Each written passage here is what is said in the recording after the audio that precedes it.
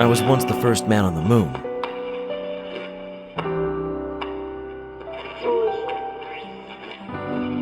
Not for real, of course. Just inside my head.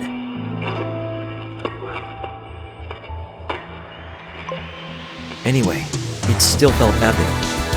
So I say that still counts.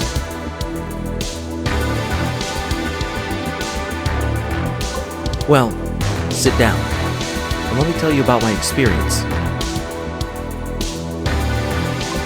In short, it was awesome.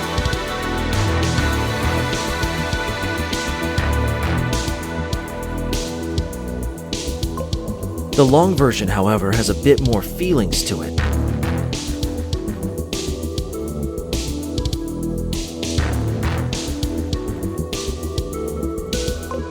I was so excited I could barely look out of the window as our rocket landed on the moon.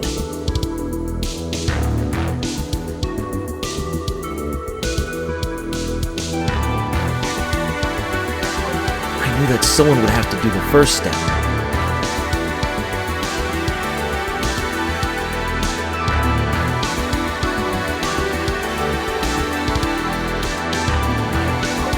But since it was my fantasy, it was pretty clear who would do the honor.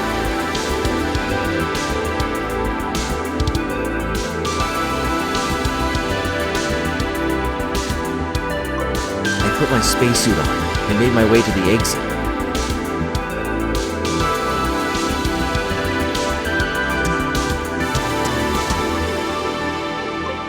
Once I arrived there, I put my hand on the door and pushed the button to open the gate.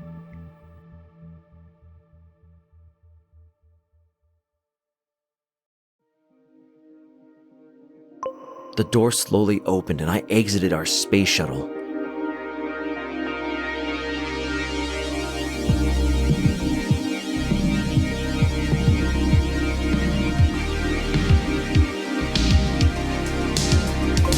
It was weird, I guess.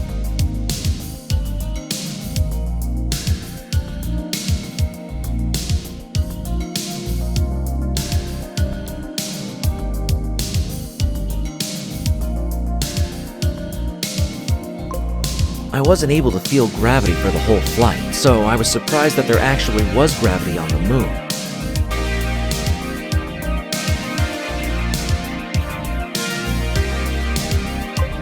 I mean, way less gravity than back home, but still.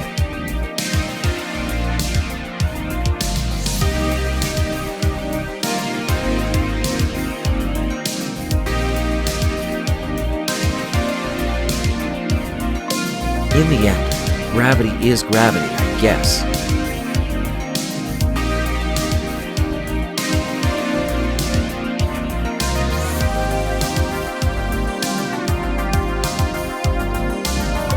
I made a big step outside of the space shuttle and said something very epic that I once heard in a movie before.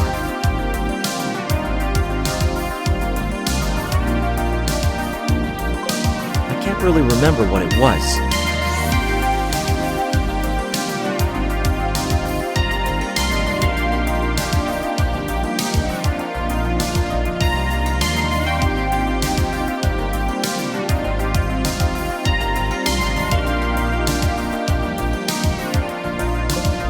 Something about one small for me and a couple of big shoes for the others.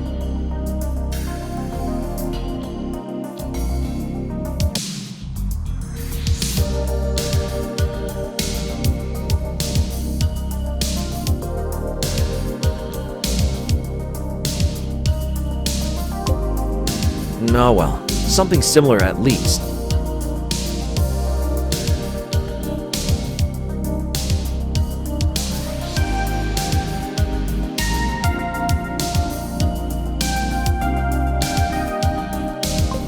Then I started to walk, and man, it was beautiful.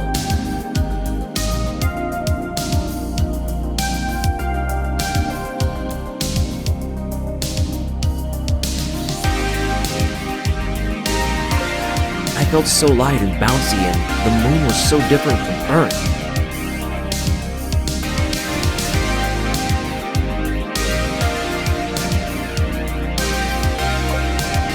It was the first time that I was outside of the space shuttle for weeks, and the overall experience was just amazing.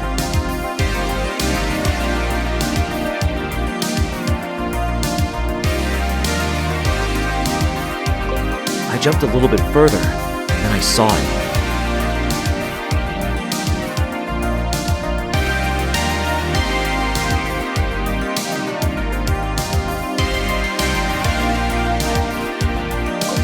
Right in front of my eyes was my home, my planet, the only planet that I knew and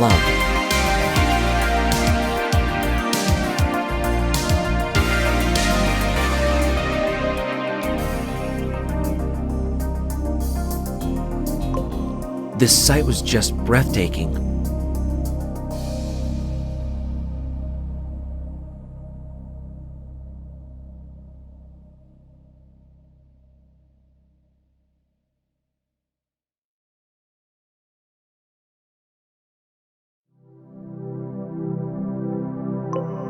I had seen the Earth from the space shuttle many times already, but this was something totally different.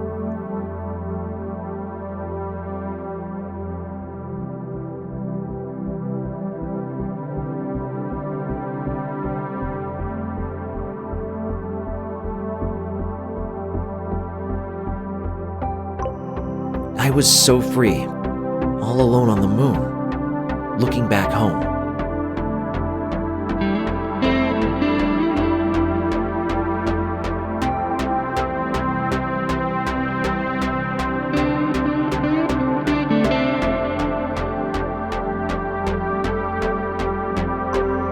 A single tear came out of my left eye, and up until now I can't say if it was out of happiness or sheer reverence.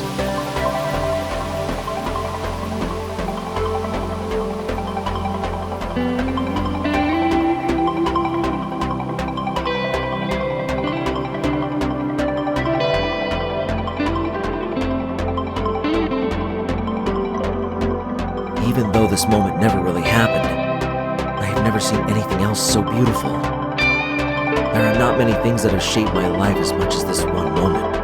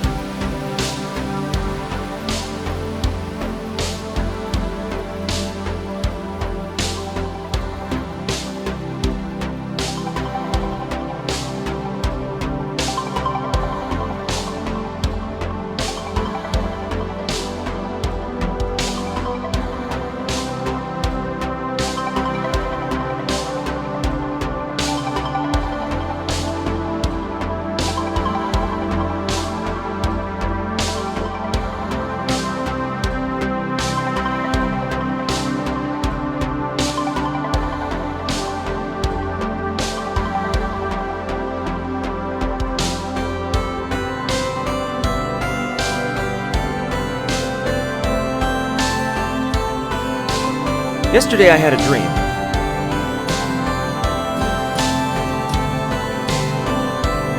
I was a researcher somewhere near the North Pole. I was just minding my own business when suddenly it happened.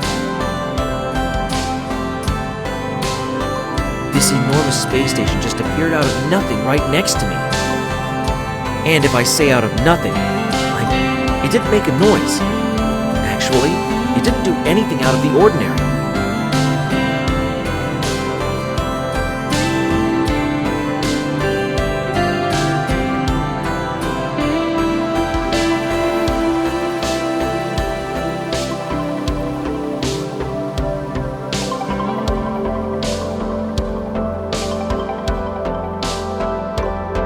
It just appeared.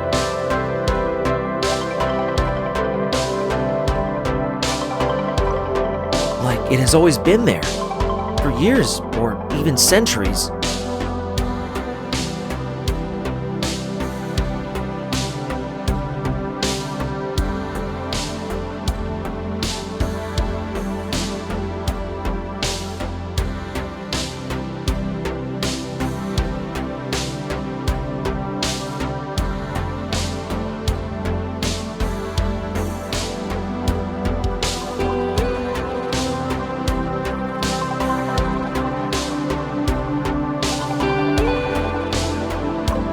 One second, everything was normal, and the next moment, everything...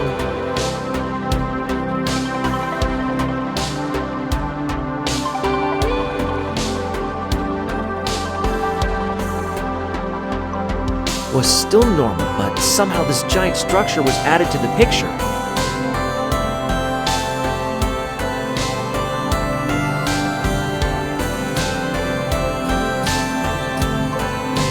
Where did it come from?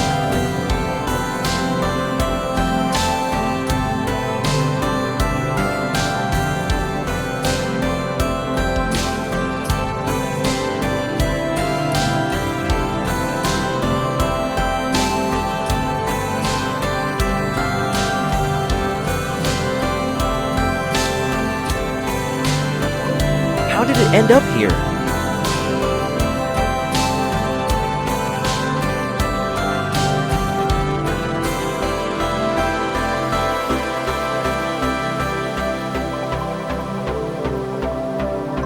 How can something that big just appear?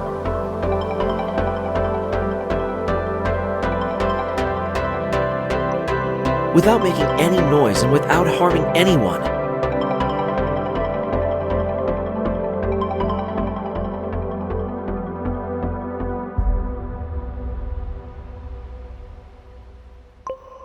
How can an event like this, that is so strange and unexplainable, just act so casual about it?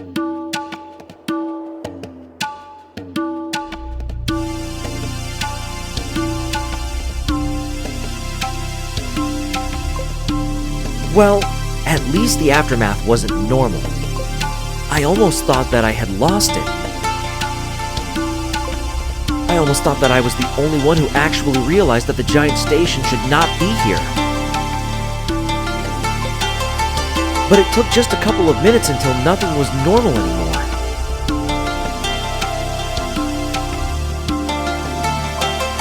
People came out to take pictures and to ask questions.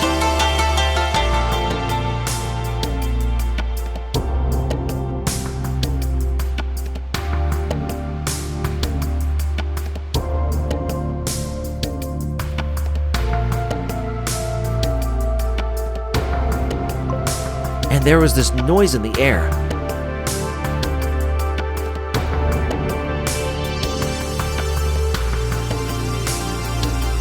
It didn't come from the structure, though.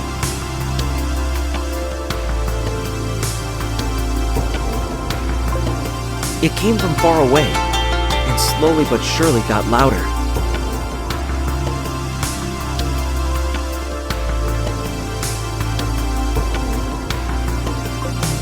One moment there was just a noise. The second moment there were helicopters everywhere. Obviously someone tried to figure out what happened.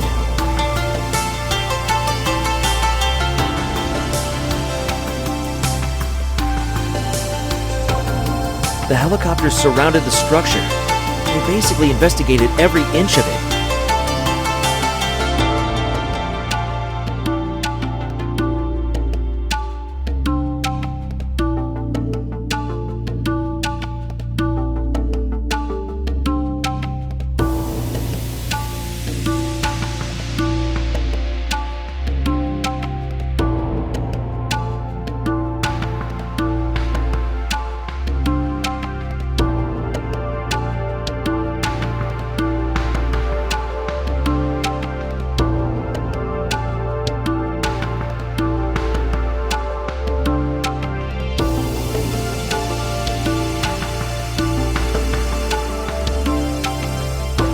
It seemed like the structure was a big flower, and the small helicopter bees tried to find its nectar that was hidden somewhere beneath its steely skin.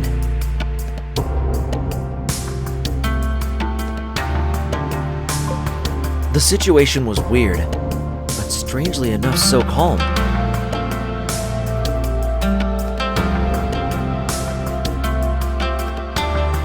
So peaceful. Almost like time itself stood still for a moment.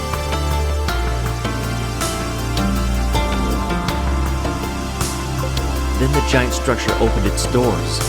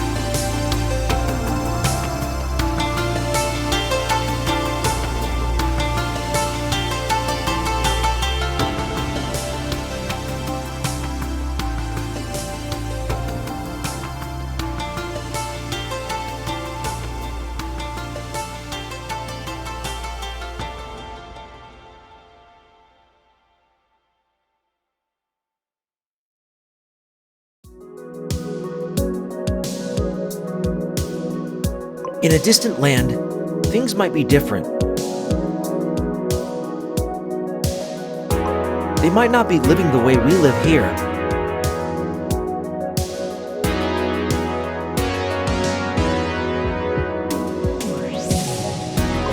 They might not even look like us or have similar features. Heck, just think about Atlantis. Obviously, that place is underwater for a long, long time already.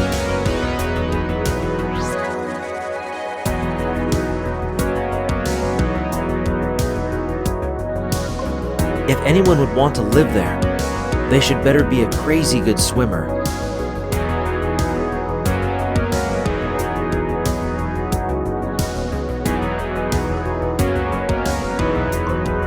And if you would stay there long enough, you would clearly adapt to your surroundings.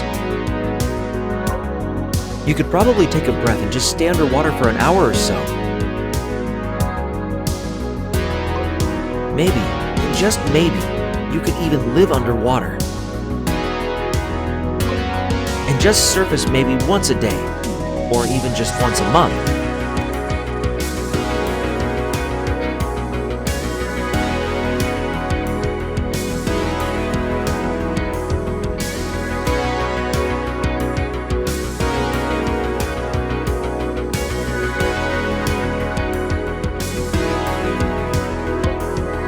And since you are already down there all the time, why not start building your house down there?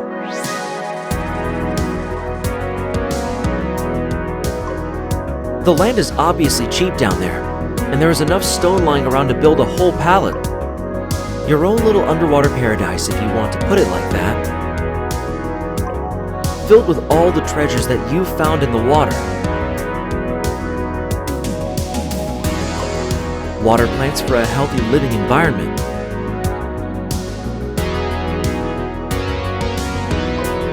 Corals for the overall look and feel. And maybe even some treasures filled with gold, just to give your home a little bit of extra sparkle.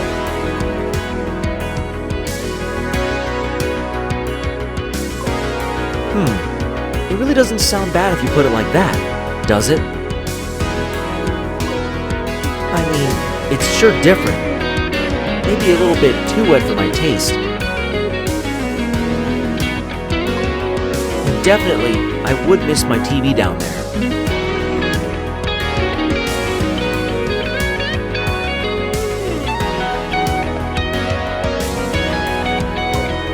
But then again, who am I to judge?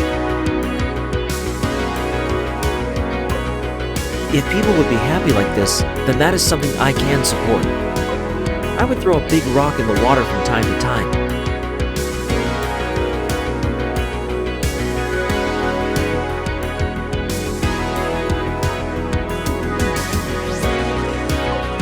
You know, just to make sure that they have enough stones to build their houses with.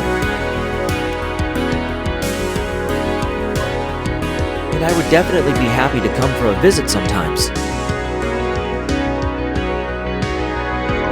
Well, obviously with diving equipment, as there is no way that I could hold my breath for so long.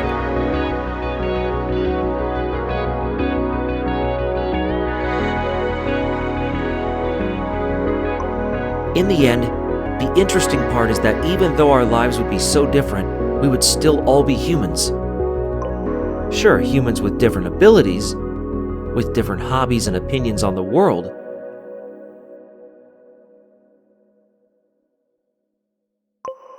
humans with lives that could not be more different from each other.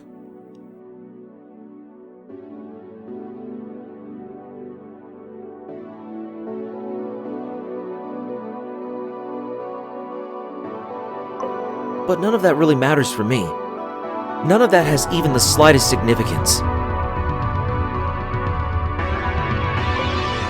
Because I could still smile at them.